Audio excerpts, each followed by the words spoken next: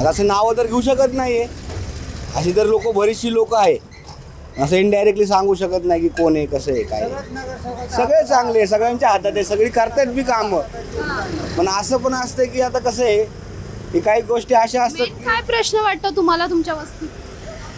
Main हेच की आपलं जे रस्ते हे रुंदी वाढली पाहिजे, रस्ते मोठे झाले पाहिजे, गोरगरिबांना कामं वगैरे भेटली पाहिजे. बस त्यांची ही रामटेकडीमध्ये जे आपल्या परिसरात जी क्राईम होतोय, जे बी रात्रीचे पोरं जी फिरतात नाही का, जी मोकार वगैरे जी पण ती बी थांबले पाहिजे. बरोबर आहे. क्राईमचा मोठा विषय आहे का इथे? आहे इथं मोठा विषय आहे, भरपूर आहे. गोरगरिबांना करून खाऊ देत नाही, पेणारे खाणारे त्रास देतात येता जाताना. 8 नंतर कोण रिक्षाला आतमध्ये येत नाही. बस स्टॉप 8 नंतर रिक्षावाला कोणी आतमध्ये येत नाही, बस स्टॉपवरच सोडून जात एवढी दहशत आहे? आहे. जे वस्तीतला माणूस आहे रिक्षावाला तेच येणार, बाहेरचा येणार नाही. बाहेरचा रिक्षावाला तिथं बस स्टॉपवरच सोडून जात आहे. हां, नेमकं काय गुन्हेगारी, व्यसनाधीनता आणि बाकी व्यसनाधीन लेकरं जास्त आहे तिथं. हा? व्यसनाधीन जे आहेत ना तेच लोक गुन्हे करतात.